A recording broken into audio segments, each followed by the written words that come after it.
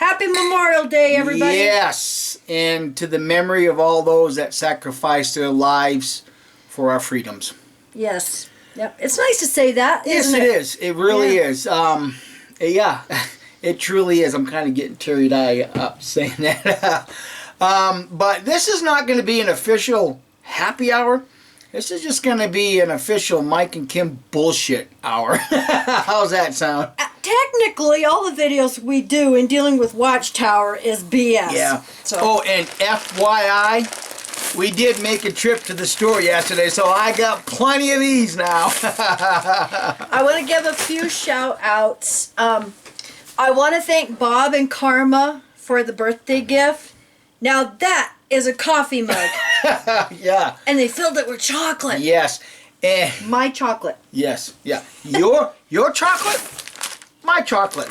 Your chocolate, my chocolate. And I want to thank the Miller family also, who made me an apron. Thank you. Watchtower.exposed. Yes. Love it. Yeah. Just getting back to Bob and Karma. Just a really long shout out. Thank you for having dinner with us the other evening. We certainly enjoyed your company. Certainly enjoyed enjoy your friendship. And for those that don't know who we're talking about, if you go back to the video that Kim and I, well actually that Karma and I did, it's called Karma Goes After Watchtower. This is who we are referring to. Yes. Yes, and we also want to give a shout out. Hi, Melanie and family. Thank you for the email. It was so encouraging. And, Mike and I just love these encouraging emails because, it's ones like you and your family, why we keep doing this, But really, I gotta question your sanity when you say you look for our videos every day. Do you have a life? He's terrible. But we're going to examine the mind of a child right now. And if you'll all remember the latest cartoon that Watchtower put out with Sophia, in her little ice cream video that Watchtower did. Well, why don't we just put the clip in? Yeah, let's just go to that clip.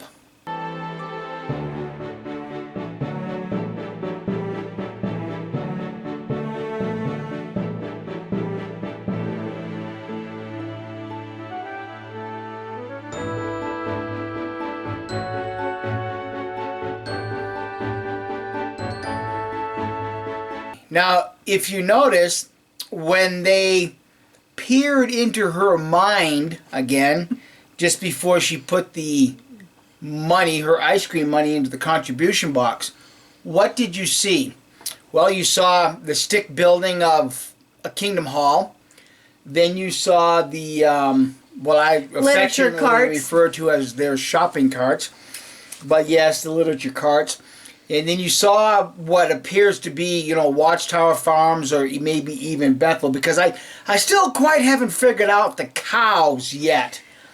What is up with the cows? But, when Watchtower professes to be the only true religion on earth, the religion truly doing God's will, and yet when you peer in the mind of Sophia, what do you see? You see nothing but Watchtower propaganda. You see Watchtower Empire. Exactly. But yet, you don't see this. Proverbs 14, verse 31. He that is defrauding the lowly one has reproached his maker. But the one showing favor to the poor one is glorifying him. So when you look at Watchtower's perception of the young minds, as particularly in this cartoon, they're not portraying anything about helping the poor. All they're really doing is betraying, begging for money. Begging for money. Yeah, all they are portraying is Watchtower Empire. And you know, what we've heard all our lives is how Jesus came down from heaven and looked all over the world, you know, and found Judge Rutherford and chose the Bible students. Rutherford, you mean Russell? No, Rutherford. Chose the Bible students, because it was 1918, 1919. True, yeah. Russell was dead. And picked Rutherford and the Bible students at that time as the spiritual temple. And, you know, this is the best he could find? So, why don't we peer into the mind of Judge Rutherford and show that God really chose somebody that was really childish in mind also. Yeah. Before we get into that, Revan, enjoyed talking to you this morning. Shout out to Revan. Yeah. Oh, great laugh. He's calling the governing body the Seven Dwarfs, which was perfect. Yeah. Hi-ho. So off to work we go. Yeah. Revan, the reason they call him the judge is he was like a substitute judge in a really small town for 4 days. 4 days. That's a title that will live on to infamy. Yeah, and I think he was like a court transcriptionist or something like that. So now he's gone from, you know, nobody to a judge. To a world cult leader. Yeah. Now I want to thank the Riddler. Oh boy. Look at that. It is an original 1921 Harp of God in really good condition. So thank you so much. I mean, talk about a great gift. You know, that was just... So, is there things in here that really help us to appreciate that Jehovah God chose the mind of a child to lead his people? Yeah, and what we're going to do is we're probably going to be sharing some of the stuff from this book for a while now. You know, words of wisdom from Jehovah's chosen one. Well, this is the gift that keeps giving, too. Oh, yeah. Okay, so, like I said, the original 1921, it's a gem. The Harp of God. And here on the title page, right underneath the title, proof conclusive that millions now living will never die. And excuse me. It should say may never die. See, Watchtower? You can't manipulate this one now, can you? Yeah. And what's interesting is it was published October 1st, 1921 by the People's Pulpit Association. Yeah. So we've talked about that corporation before. But here in the preface, or preface, depending on what part of the world you live in, paragraph 5, this was interesting. There is no disposition, desire, nor attempt to induce anyone reading this book to become a member of any organization, sect, or denomination. The sole purpose of the book is to aid honest seekers for truth. And, you know, I often wondered why they called it the Harp of God. I mean, you know, it sounds kind of like a stupid name. But it's interesting because right on chapter 1, the very first thing, I will incline mine ear to a parable. I will open my dark sayings upon the harp. Psalms 49:4. So that's why, and there's some interesting things here. With the nation of Israel, the harp was an instrument consecrated to joy and exaltation. David, who 40 years was king of Israel, was an expert player on the harp. And it will be noted that in the Psalms, often the harp is used to symbolize or teach some great truth. The Jews used this instrument on occasions of joy, such as jubilees and festivals. Josephus, a writer of Jewish history, is authority for the statement that the harp usually had 10 strings. Now this is where it gets interesting. Oh yeah. Childish too. But that at times it was smaller and had only 8 strings. The number 10 is used in the scriptures to symbolize that which is complete or perfect as pertaining to man. We would understand then that the harp with 10 strings pictures the great fundamental truths concerning the divine plan. When 2 of these strings were absent, there being only 8, the indication is apparently given that there would be a time when 2 important features of the divine plan would not be seen by men. God promised the greater light should come upon his word at the end of the age or end of the world, which means that social order of things, since we have reached that time, we confidently look for more light, and thus we find it.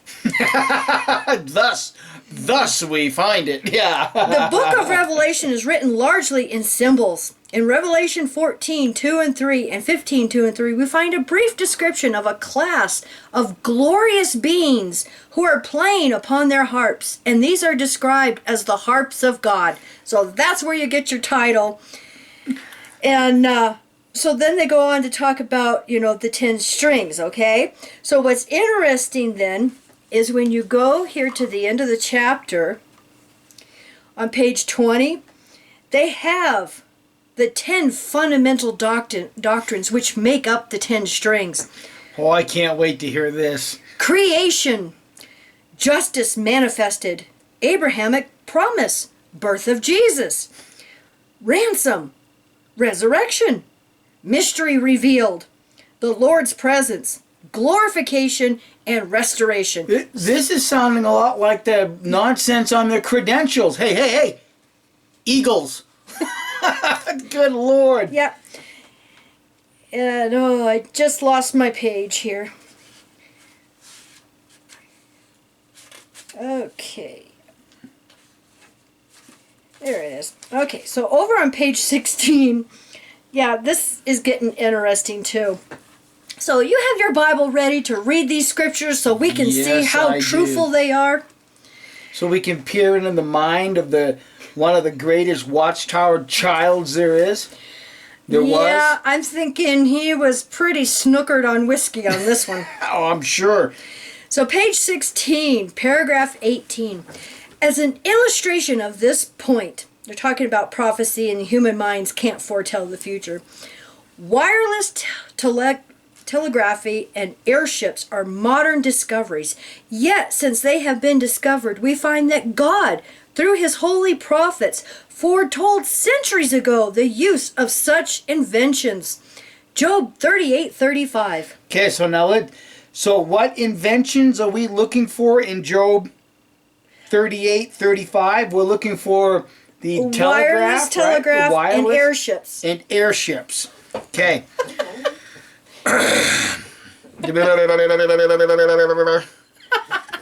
Job 38:35. Can you send forth lightnings that they may go and say to you, here we are? And that's supposed to be the telegraph? That's supposed to be the wireless telegraph and airships, right? Is it?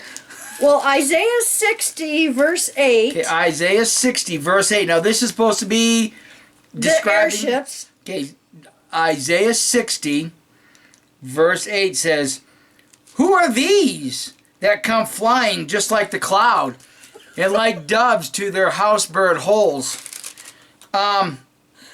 Childish? Who? Rutherford. Oh, that's right. Rutherford, when you went up to heaven, did you really learn what the meanings of the words were in the English language? Who are these would refer to peoples. What are these might refer to your flying ships. So obviously, you didn't understand the English language when you was writing the Harp of God. Because who is people, what would have been airships? Okay, we got another one here.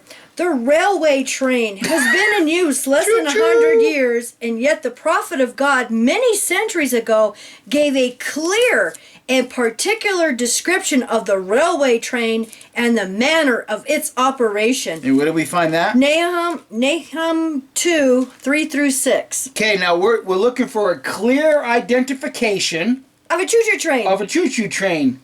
Okay. I think when he was because I pre-read this, I think when Rutherford was trying to make this appear to be the choo-choo train, I think he should have consulted Good and Plenty. You know, Choo Choo Charlie was the engineer. Okay, Nahum 2, 3 through 6. Yep. Okay, Nahum 2, 3. The shield of his mighty men are dyed red. His men of vital energy are dressed in crimson stuff. With the fire of iron fittings is the war chariot in the day of his getting ready. In the juniper tree, stop it, you're making me laugh. This is so ridiculous because so far I can't see no choo-choo train. So, sorry, I just can't help it. And the juniper tree spears have been made to quiver. I wonder if the juniper tree spears is what he's equating to the rail, quivering rails as a choo-choo train is coming down the track. Okay, verse 4. In the streets, the war chariots keep driving madly. They keep rushing up and down in the public squares. Their appearance is like torches, like the lightnings that keep running. Trolleys? I guess. You said through 6, right? Yeah. God, I got 2 more verses of this shit. He will remember his majestic ones. They will stumble in their walking. They will... Rutherford was the Yeah, he was stumbling because he was drunk in his ass. They will hasten to hear wall, and the barricade will have to be firmly established. I fail to see a 240 train in this. The very gates of the rivers will certainly be opened, and the palace itself will certainly be dissolved. Well, are you sure? Are you sure he said Nahum 2, 3 through 6? Yeah. Wow. You know, the only thing in here that I could really remotely even begin to fantasize that this has anything to do with locomotives or trains in the railway would be verse 3, where it says, with the fire of iron fittings is the war chariot in the day of his getting ready. You know, being a blacksmith myself, I quite understand back in those days how metal was welded together. A lot of them people did not know how to weld forge because you have to have a flux, you have to have a clean source of heat to be able to weld forge the 2 metals to be able to keep them together. So the other alternative was to fasten 2 pieces of metal together with rivets. And in order to make a rivet work properly, you have to put them in the forge until they become to the point to where they're almost molten metal. When they're at that point, you pull them out of the fire. And why you want to wait till it's that point is because when you pull it out of the fire, it begins to cool down.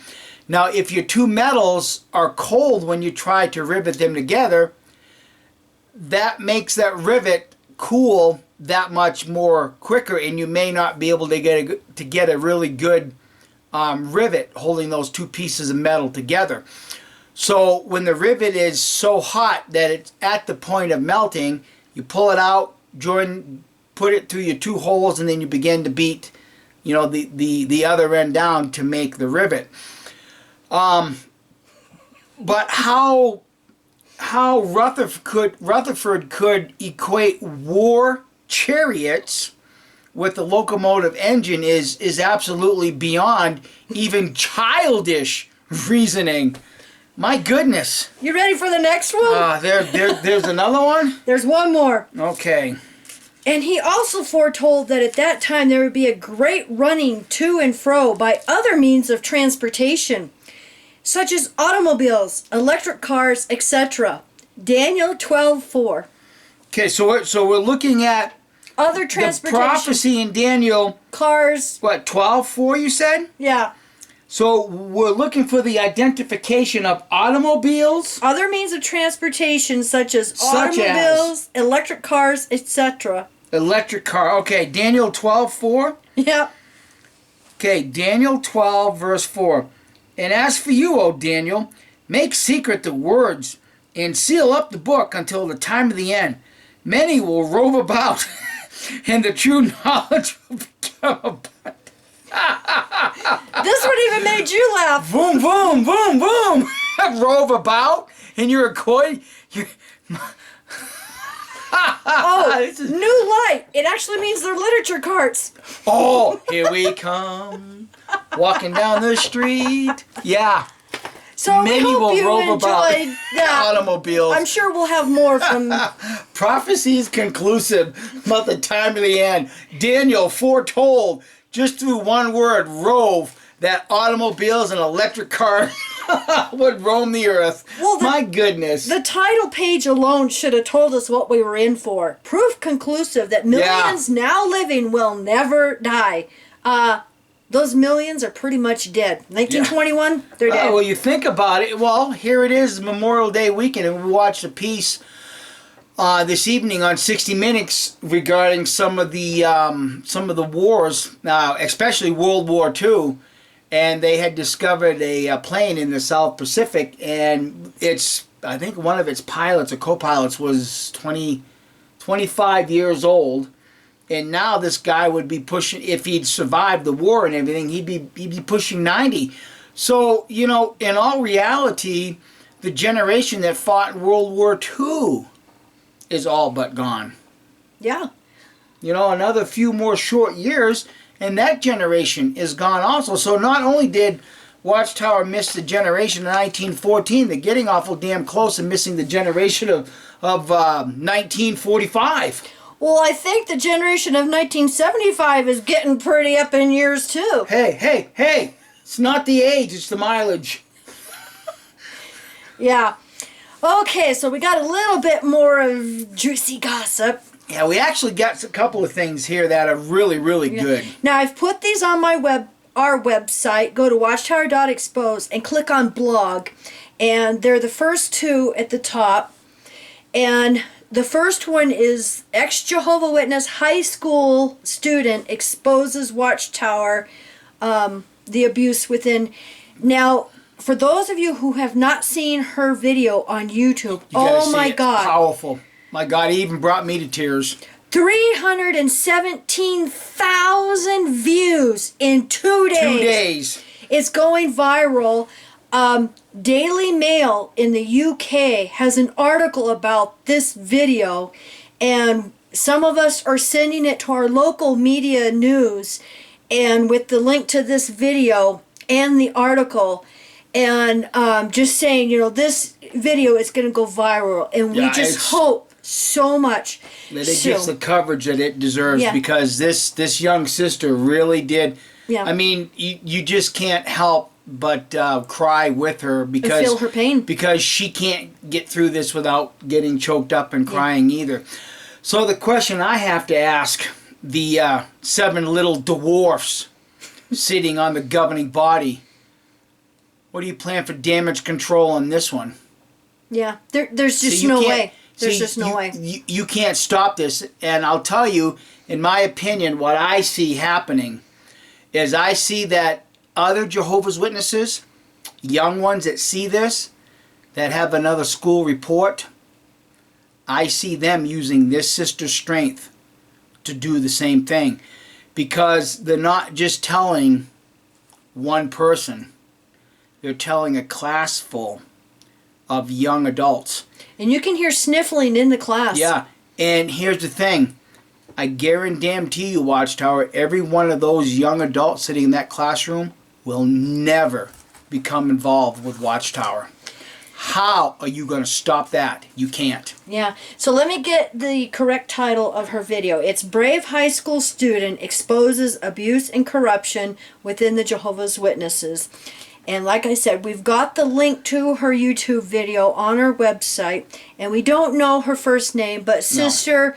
Love you. Yes, love you so much for doing what you did. Give you and your mom a big hug. This was a very brave thing. Yeah. And we hope, for everyone's sake, that this goes viral and the world sees Jehovah's Witnesses for the abusive cult they are. So, can I say one more thing? Yeah. To you and your mom, welcome to your freedom. Yeah. Yep. And when you guys are ready for us to pound those nails in the coffin, just let us know. Yes, exactly. We'll be happy to do that.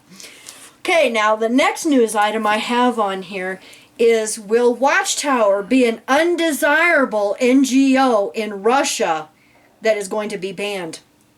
Putin, and I've got the link to 2 articles, so just click on, the name of that, and it'll take you to the page to where there's 2 articles. Putin just signed into law. Yeah. The evil Western world NGOs have the very close chance of being banned in Russia. Yeah. And guess who is an NGO in Russia? The Christian Congregation of Jehovah's Witnesses of Russia. Yeah. Yeah. So they are still NGOs with the Russian, branch. Yeah. And in fact, I'm sure they're going to be hollering to OSCE, for their human rights violation. And it's interesting because in one of those articles, they're even talking about the OSCEs. Yeah. And we know that Watchtower goes to that meeting every year. And they're always using that OSCE to go cry, about how they're being persecuted and banned and their human rights are being violated and wah, wah, wah. Yeah, what about all of our human rights, for our families? Watchtower, you know what this is? No. This is not your grab for money. This is the world's 2 smallest violins. Saying if you're looking for sympathy, go to the dictionary and look between shit and syphilis, because you ain't going to find it with us. Because that's where you'll find our sympathy for you. That's right. Now, before we conclude, we have something else. Kim was downloading some Watchtower programs, and we have something from governing body member during morning worship, right? I think it was a morning worship. It was on one of the JW broadcasts here in the past few months. And it was Garrett Loesch, if I remember right. Yeah. And so do we want to just play that clip real quick? Yeah, let's play the clip real quick. Okay. Another watchtower said the foretold tribulation will begin when the nations think that they are close to solving some of their big problems. Anyway, we know the Day of Jehovah will begin with the destruction of false religion, Christendom first. 1994, Watchtower said Satan's entire world system, starting with Christendom, must drink from Jehovah's cup of vengeance. Now, who will destroy Christendom? Political powers within the United Nations. And 2010, September 15, Watchtower said, the annihilation of the most reprehensible part of Babylon the Great, that was Christendom, will serve as a prelude, so that means it comes first, to the total destruction of the weakest world empire of false religion.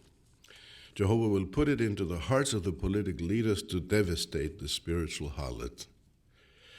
In figurative language, it says in Revelation 17:16 that political powers within the UN will eat up her flesh. Well, what might this entail? It might entail that they will confiscate their real estate and their bank accounts. Did you notice that he says that the wild beast is going to eat up her fleshly parts? And he equates it with their bank accounts and stuff being frozen and seized and stuff. Okay, so let's hear Let one more time. We have looked forward to this next fiscal year and projected the expenditures for all of the theocratic initiatives we are scheduling. In doing the math, we found that the amount of money flowing out will be much greater than the amount of money that we have coming in at this time. Hey, Watchtower, your fleshly parts getting eaten up right now? Is that why you're begging for more money? You see the buzzard circling above? I told you guys in one of my previous videos, we have the ability to put one governing body member's bullshit talk right against the other, and we can make you look like fools and hypocrites now. Do you guys when you're sitting in those meetings receiving new light, doesn't your God Jehovah say, hey, we better not have Loesch start equating the fleshly things of Christendom with money, and then 30 days later or so have Let come out and say, we have more money going in than coming out. How come New Light's not telling you to not say that? See, that sounds to me like you guys are just talking Babylonish. You guys don't have any clue what you say. You just don't stop and think. Well, Babel does mean confusion. Well, okay, there it is. Right? Babel. Right from the Tower of Babel itself. Good Lord. Oh, that's a good analogy. Yeah. These guys, I can't comprehend how you've got 7 men that are leading 8 million people, allegedly, and yet they can't figure out how to communicate amongst themselves so that they don't contradict what one says. Unbelievable. Yep. So anyhow, hey friends, I didn't have to open up a bag of M&Ms for that small rant. Nah. No. Well, we hope you guys all have a great Memorial Day weekend. Yeah, I gotta work tomorrow. It's Monday. I gotta Bummer. work. Well, when you work on a farm, animals don't have any telltale signs that it's a holiday. Yeah. And it's so cute. The little baby pheasant are hatching, and they're only this big. And they're just the cutest little thing. Didn't you take some video of that? My video didn't turn out. Oh, His that's boss too bad. took me, into the brooder house and let me take video. And unfortunately, they didn't turn out, because I didn't have my regular video camera. I just had my little tiny digital camera, and it kept shutting down. I don't know if it was the heat or what, because it's like 98 degrees in. You were there 3 weeks after the hatch, so they'd have probably been around about 85 to 90 degrees, yeah. Yeah, but they were just newly Yeah. hatched, and I think, didn't you say they put like 8,000 or 9,000? No. For each hatch? No, not in the small brooder. The small brooder houses get anywhere from 2,500 to maybe 3,000.